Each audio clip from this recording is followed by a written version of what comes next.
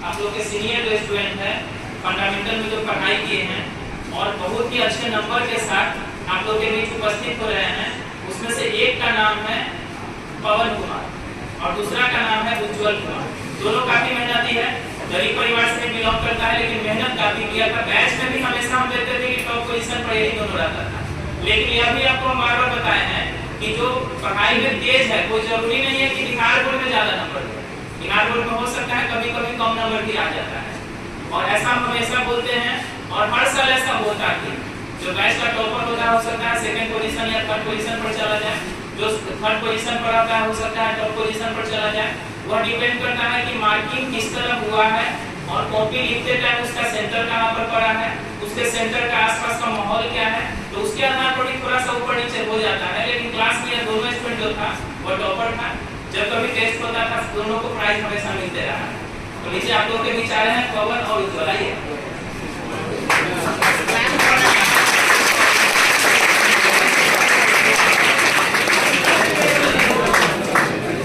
पवन है और ये उज्जवल है। अब विशेष आप लोगों को अपने बारे में बताएंगे। पहले इनको रिजल्ट का शुभकामना है। हमें बहुत खुशी हुई कि इनका मेहनत जो है उसके अनुसार इनको मार्क्स मिला है, और इस खुशी को हम जाहिर करेंगे, इनको मिठाई दिया है।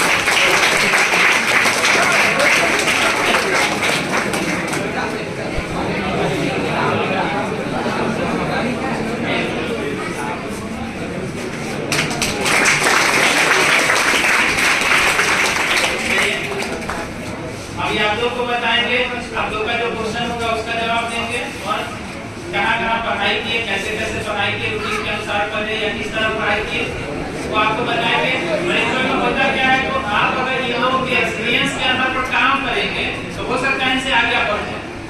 आप लोगों में बहुत बार असेसमेंट करके इनसे ज्यादा नंबर ला सकते हैं। तो ये लोग अपने बारे में बताएंगे कितना नंबर आया है, सब्जेक्ट वाइज क्या है, कहाँ पढ़ाई किए हैं, बताएंगे आप। पहले अपना परिचय बता दीजिए।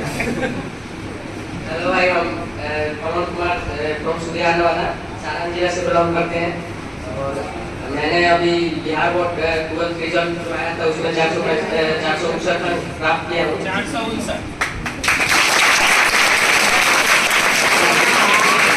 इसमें सर के बदौलत फिजिक्स में 91 था, और मैथ में 99 था, और केमिस्ट्री में 96, और इंग्लिश में था, और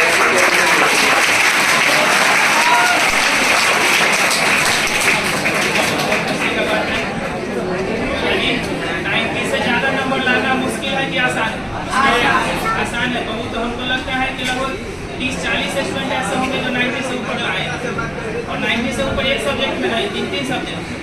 तो आप लोग भी चाहिएगा तो इजीली 90 से ऊपर आप ला सकते हैं। और कुछ ज्यादा आप लोग पढ़ाई कैसे किए सब बताइए। जैसे पढ़ाई था 11th में हम लोग पकड़े थे फिजिक्स में, और 11th पूरा मतलब अच्छे तरह से पढ़े। 12th में जैसे था, 12th में पूरा गाइडेंस मिला सर का। गाइडेंस मिलने के बाद जो बोले सर वैसे किए। पढ़ने यहाँ पढ़ने आते थे कोचिंग के बाद जैसे रूम पर जाते थे, रूम पर जितना टाइम मिलता था उतना अपना सेल्फ स्टडी में देते थे। खाना भी बनाते, खाना अपने से बनाते थे, क्योंकि हम लोग बाहर से अलग आए हैं पढ़ने के लिए। रूटीन पूरी रूटीन के अनुसार चलेगी, कभी रूटीन चेंज रूटीन कभी टूट सकता है, लेकिन अधिकांश बार अपना रूटीन फॉलो करने के लिए अपनी पूरी बेस्ट देते थे अपनी तरफ से। आप लोगों से बार हम कहेंगे कि बिना रूटीन के काम मत कीजिए। होता है किसी किसी दिन रूटीन गड़बड़ हो जाता है, लेकिन फिर कोशिश कीजिए कि अगला दिन उसको मैनेज करें। चलिए रूटीन के अनुसार पढ़ाई किए और क्या क्रैश कोर्स किए थे? क्रैश कोर्स किए थे, सर का मतलब गाइडेंस मिला था कि क्रैश कोर्स करिए, क्योंकि रिवीजन का समय जो होता है ना, पहले पढ़ाई होता है साल भर में जो होता है मतलब पीछे वाला भूल सकते हैं, इसलिए मतलब क्रैश कोर्स में होता है कि रिवीजन करते करते आप जो पूरा मतलब ट्वेल्थ का जो परीक्षा होने वाला है ना, उसका पूरा गाइडेंस मिलता है सर के पास कि कैसे कैसे लिखना है, उसमें कैसे कैसे कॉपी भरना है, पीछे और आगे मतलब ताकना नहीं है। यही बात है, क्रैश कोर्स में पूरा मतलब ट्वेल्थ के बारे में बताया जाता है। बहुत अच्छी बात है। आप लोगों में से और किसी को कुछ पूछना है?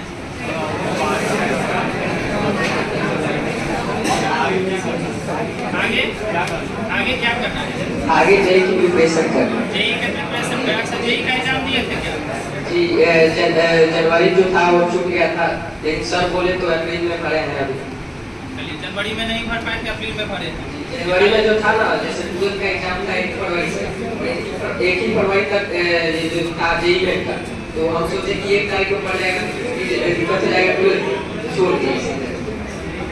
हम लोगों से लेकिन हम कहेंगे कि अगर जेई का एग्जाम देना होगा तो दोनों एग्जाम दीजिएगा, दिसंबर वाला भी और अप्रैल वाला, क्योंकि उसका जो रिजल्ट आता है जिसमें आपका ज़्यादा मार्क्स होगा उसके आधार पर आपको रिजल्ट मिलेगा। रिजल्ट जो मिलता है वो किसके आधार पर?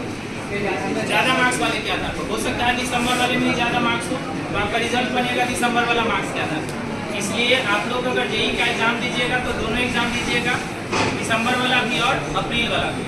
चलिए, इनका अप्रैल में एग्जाम होगा। और किसी को कुछ पूछना है?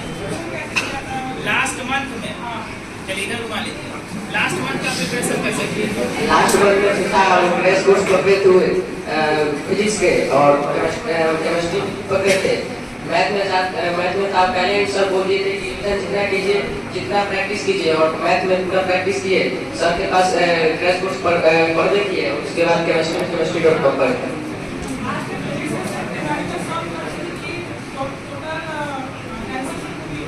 मतलब फिजिक्स में सिर्फ न्यूमेरिकल बनाते थे कि टोटल देखते थे?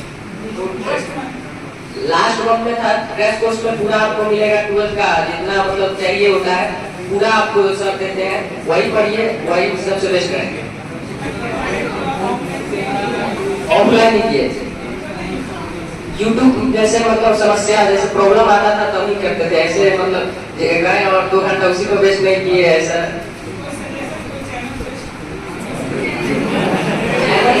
साइंस सबसे बेस्ट होता है। अब इसके लिए हम कहना चाहेंगे यूट्यूब में जब समझिए, यूट्यूब जो होता है और किसी टॉपिक पर अगर आपको कहीं प्रॉब्लम है, कहीं फंसे हुए हैं, उसके लिए यूट्यूब पर अगर रेगुलर आप क्लास करते हैं तो एक तरह से मान के चलिए कि 12th तक के लिए यूट्यूब नहीं। यूट्यूब पर हम सर्च मारे थे, ऐसा कोई चैनल आपको नहीं मिलेगा जो ढंग से आपको यूट्यूब पर पढ़ाता है। इसलिए दिमाग से हटा दीजिए उसको। पढ़ाई करना है तो ऑफलाइन पढ़ाई कीजिए। एक बार विकास जी का नाम सुने, उनका भी स्टेटमेंट आप सुनिएगा तो स्पष्ट बोलते हैं कि अगर आप कहीं नौकरी करते हैं या आपके पास कोई उपाय ऑफलाइन पढ़ने का नहीं, सब आपके लिए ऑनलाइन। लेकिन अगर किसी भी स्थिति में आप नौकरी करते हुए भी ऑफलाइन में अगर संभव है तो ऑफलाइन पढ़ाई कीजिए। ऑनलाइन वाला उतना कारगर नहीं होता। ऑनलाइन होता है मजबूरी का स्थिति। अगर कोई उपाय नहीं चल रहा है, मेरे पास कोई टाइम नहीं है ऑफलाइन पढ़ने का, तब ऑनलाइन में जाए। ऑफलाइन से बेस्ट पढ़ाई नहीं होती। और किसी को कुछ पूछना है? मैथ का एडिशनल मैथ एनसीईआरटी फॉलो करते हैं। सॉरी, सिर्फ एनसीईआरटी। और किसी को कुछ पूछना है? और किसी का कुछ है? आप बोलिए। खेल से लगा रखते थे? क्रिकेट भी था बेस्ट, मतलब क्रिकेट कभी कभी खेल लेते थे। ऐसा नहीं है कि आप आए तो मतलब खेलते हैं कॉलेज में। चलिए आप अपना रूटीन बताइए। रूटीन में खेल वगैरह शामिल था कि नहीं? रूटीन में खेल था, जैसे यहाँ पर तो खेलते थे मतलब 10 मिनट 20 मिनट, ऐसा नहीं था 2 घंटा 3 घंटा लगातार खेलते रहे। पढ़ते थे, खेलते भी थे, जैसे एक्सरसाइज वगैरह भी करते थे साथ में। यानी अगर आप शांत रहिए, आप लोग मान के चलिए अगर आप रूटीन बनाते हैं तो उसमें आपको खेल को भी लेके चलना है, एक्सरसाइज वगैरह को भी लेके चलना है। अगर मॉर्निंग में योगा वगैरह करते हैं तो उसको भी लेके चलना है। किताब का कीड़ा नहीं बनना। किताब का कीड़ा बन के आप जीवन में बहुत ज़्यादा आगे नहीं बढ़ पाइए। अगर आपको जीवन में बहुत ज़्यादा आगे बढ़ना है तो सब कुछ साथ में लेके चलना पड़ेगा। खाना बनाना भी सीखना पड़ेगा, खाना भी बनाना एक कला ही। तो हर तरह का काम करते हुए आगे बढ़ना है। आपको पढ़ाई भी करना है, खेल भी करना है, एक्सरसाइज भी करना है, सारा काम करते हुए आगे बढ़ना है। चलिए, और किसी का कोई क्वेश्चन है? डेली रूटीन, अच्छा सुबह से शाम तक रूटीन किस तरह सेट किए थे? आप लोगों से रिक्वेस्ट किए थे पहले भी, थोड़ा शांत रहिए। अगर आप कुछ जानकारी लेना चाहते हैं तो शांति से सुनिए, उसके बाद गप करना होगा, बाद में आप आपस में गप कीजिएगा, शांति से सुन लीजिएगा। चलिए आप बोलिए। डेली रूटीन पूछा गया है कि डेली रूटीन थोड़ा सा बता दीजिए कि दिन भर आप कैसे कैसे क्या क्या करते हैं। दिन की शुरुआत होती थी कोचिंग पढ़ने से, कोचिंग पढ़ते 10 बजे तक लगातार कोचिंग था। उसके बाद रूम पर जाते थे, 2 घंटा खाना बनाने में लग ही जाता है, 12 बज जाता था ऐसे ही। उसके बाद जितना टाइम मिलता था बीच में गैप मिलता था उतना पढ़ते थे। उसके बाद रात में खाना बनाते थे, खाना खाकर और सो जाते थे। ऐसा नहीं खाना खाकर भी पढ़ते थे, ऐसा मतलब होता भी नहीं है। जैसे आधा घंटा पढ़िएगा, उसके बाद आपको लगातार नींद आते ही रहेगी, तो आप सो ही जाइएगा। हाँ, ये हम भी कहेंगे कि खाना रात में अगर खाते हैं तो लास्ट टाइम में खाइए। जब सोने का टाइम होगा उससे आधा घंटा पहले आप खा लीजिए, उसका थोड़ा इधर उधर टहल लीजिए, उसके बाद सो जाइए। खाना खाने का टाइम रात में इस तरह होना चाहिए कि खाना खाने के बाद आधा घंटा के बाद आप क्या कीजिए, सो जाइए। ऐसा नहीं है कि खा के फिर से बैठ जाइए पढ़ने का। हाँ, ये भी हम मना करेंगे, 11 बजे रात के बाद मत पढ़िए। अगर आपको दिमाग को फ्रेश रखना है सुबह में तो 11 बजे रात तक पढ़िए, उसके बाद आराम से नींद पूरा कीजिए, तब फिर मॉर्निंग में उठिए। मॉर्निंग में जितना सवेरे उठ सकते हैं उतना सवेरे उठ जाइए। चलिए, और किसी का कोई क्वेश्चन? हाँ बोलिए।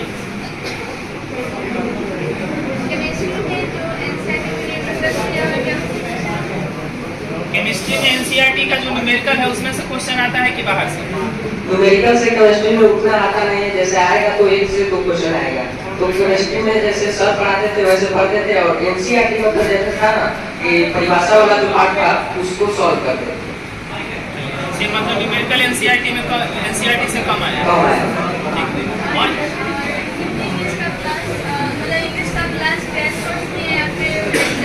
ठीक है।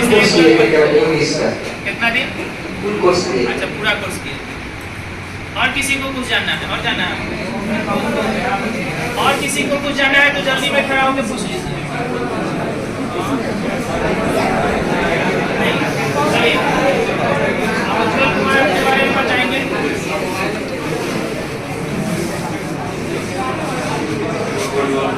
मेरा नाम उज्ज्वल कुमार है और मैं साल से काम करता हूँ। और टोटल मेरा मार्क्स है इसका पूरा श्रेय जाता है मेरे माता पिता और सर को। और हमने लगातार तारीफ किया शुरू से अंत तक ले, और मेहनत किया कड़ी मेहनत, जिसका प्रतिफल मिलकर आया है। मेरा टोटल मार्क्स जो है 437 नंबर है। 437।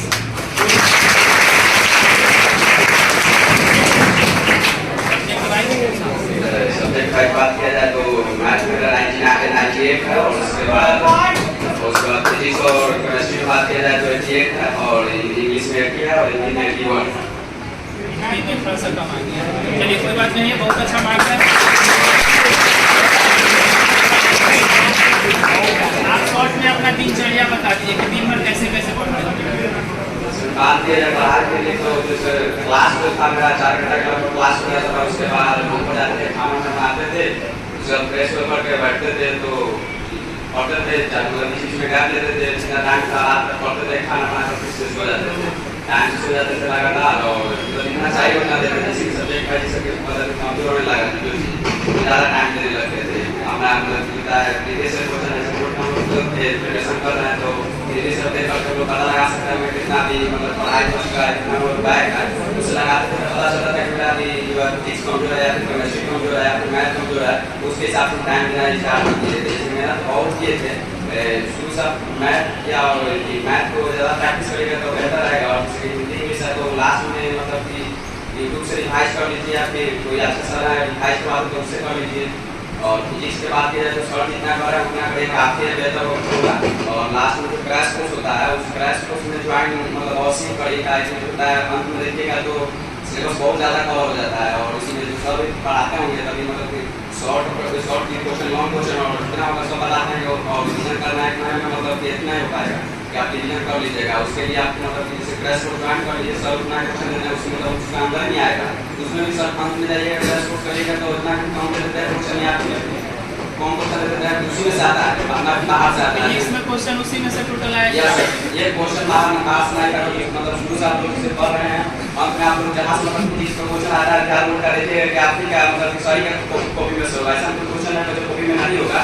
ऐसे मतलब क्रैश कोर्स की बात की जाए तो क्रैश कोर्स में मतलब ऑब्जेक्टिव जो होता है, ऑब्जेक्टिव में जितना सर बोले तो मतलब हम लोग पढ़ रहे थे एक मतलब तो सर बोलते हैं मतलब क्रैश कोर्स ज्वाइन करते हैं तो मतलब 17 ऑब्जेक्टिव कुछ डाली मतलब डेट में इसमें से रात 7 क्वेश्चन जो होता है मतलब कि सर बताते हैं उसी क्रैश कोर्स पीछे में क्या होगा, तो सब जैसे बोले तो आसान क्वेश्चन आया और रात 8 के इसमें ऑब्जेक्टिव क्वेश्चन था फिर मतलब कि वो प्रिपरेशन करवाए थे उसी में से था, तो सब मतलब कि गाइडेंस जितना बताते हैं उतना करिए काफी रहेगा, मतलब कि इतना अच्छा होता है मतलब कि एक्स्ट्रा पढ़ने लगता है मतलब एक्स्ट्रा पढ़ाने लगता है, सीआरटी फॉलो करने लगता है तो लास्ट में अच्छा नहीं होगा।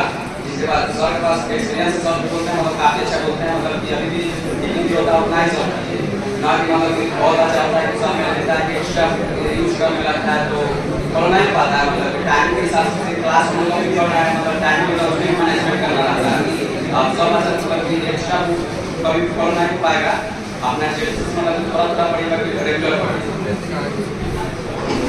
अच्छा ये लास्ट क्वेश्चन मेरी तरफ से, आपका तैयारी कंप्लीट था, यस फिर भी आपको लगता होगा कि कुछ नंबर कम आया है, उसका कारण बता सकते हैं? कारण मतलब कि बात है तो हिंदी जो था मेरा अच्छा हिंदी इंग्लिश में कम आया,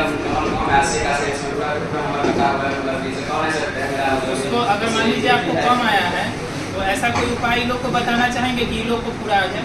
यस सर आई मतलब बात होगा तो सर ये वैसे मतलब सिलेबस कंप्लीट कीजिए, उसके बाद मतलब कि लिखना जो होता है सब बोलते हैं बार-बार लिखने के लिए प्रैक्टिस कराएंगे आप लोग कभी मतलब शुरू में नहीं बताएंगे लेकिन सर बताएंगे, मतलब प्रैक्टिस बहुत ज़्यादा जरूरी है, प्रैक्टिस करिएगा मतलब बहुत बेहतर करिएगा। हम लोग का मतलब लास्ट वीक में मतलब क्या लास्ट मंथ में आती है तो लास्ट मंथ में मतलब प्रैक्टिस करते हैं तो उससे मतलब थोड़ा बेहतर होगा, लेकिन अगर शुरू से प्रैक्टिस करते हैं मतलब आधा घंटा देते हैं बोर्ड पर तो मतलब बहुत अच्छा करिएगा, प्रैक्टिस बहुत ज़्यादा जरूरी है बोर्ड में, प्रैक्टिस जितना ज़्यादा करिएगा उतना अच्छा होगा, क्योंकि नॉलेज बहुत मायने नहीं रखता, नॉलेज हम लोग पूरा पढ़ लेते हैं जिसमें पूरा बना करके तब भी 88 था मतलब एक भी क्वेश्चन गलत नहीं था, तो आपको भी 88 का 3 प्रैक्टिकल में काटा था 9 नंबर काट लिया गया, लेकिन प्रैक्टिस का मतलब मायने का ये 3 लोग से हम कह सकते हैं प्रैक्टिस वर्ष काटा हुआ नंबर, प्रैक्टिस कम किए थे उस वर्ष नंबर काटा हुआ है, तो प्रैक्टिस बहुत ज़्यादा जरूरी है, प्रैक्टिस करिए। और कारण आप लोग समझे, कम नंबर आने का कहीं कहीं ऐसा कारण हो जाता है कि आप लोग का लिखने का जो तरीका होगा कहीं ना कहीं थोड़ा सा गड़बड़ी हुआ होगा, या दूसरा कारण हो सकता है कि आप में से किसी दूसरे स्टूडेंट के द्वारा उतारा गया, आपके साथ ऐसा हुआ था क्या? यस सर मैं मतलब आसपास वाला लिख रहा था तो अगर आपके कॉपी में से आसपास वाला लिखता है संजोग से उसका राइटिंग ज़्यादा है तो उसको नंबर ज़्यादा मिलेगा, आपका नंबर काट दिया जाएगा। और हमको जहाँ तक लगता है इनके साथ यही हुआ, अगर आसपास वाला का राइटिंग ज़्यादा होगा तो हम क्या बोले उसको ज़्यादा नंबर मिलेगा और आपका नंबर क्या किया जाएगा, काट दिया जाएगा। इसलिए परीक्षा में अपने पड़ोसी को मत देखिए, परीक्षा में अपने आप को देखिए, अपने पर ध्यान दीजिए, अपने कॉपी को लिखिए, बगल वाला को लिखवाइएगा तो उसका नुकसान आपका होगा। इसलिए परीक्षा में बगल वाला को लिखवाइए नहीं, सीधा कहिए कि तुम जो पढ़ के आया अपना मन से लिखो। बाहर में जितना हेल्प करना है कीजिए, लेकिन एग्जाम हॉल में कोई हेल्प नहीं। एग्जाम हॉल में अपना एग्जाम देने का है, अपना एग्जाम दिया जाए।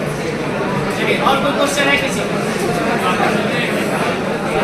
और किसी का कोई क्वेश्चन है? इधर से सी ग्रुप से खड़ा हो जाइए। मीडियम क्या था? आप इंग्लिश में पढ़ते थे कि हिंदी में? हिंदी में नहीं पढ़ता था, ऐसे लैंग्वेज में आप कंफर्टेबल है पढ़ सकते हैं मतलब तो इनका लैंग्वेज हिंदी ही था, लेकिन हिंदी और इंग्लिश से कोई फर्क नहीं पड़ता है, आपको जो कंफर्टेबल लगता है उसमें पढ़ सकते हैं। आपका क्या था लैंग्वेज? English medium. और किसी का है? और किसी का कोई क्वेश्चन है? कुछ जानकारी चाहिए आप लोगों को? चले नहीं चाहिए। बहुत बहुत धन्यवाद आप दोनों का। मेरा यही शुभकामना है कि अपने जीवन में बहुत ज़्यादा आगे बढ़िए और इसी तरह मेहनत करते रहिए। आप जेई जरूर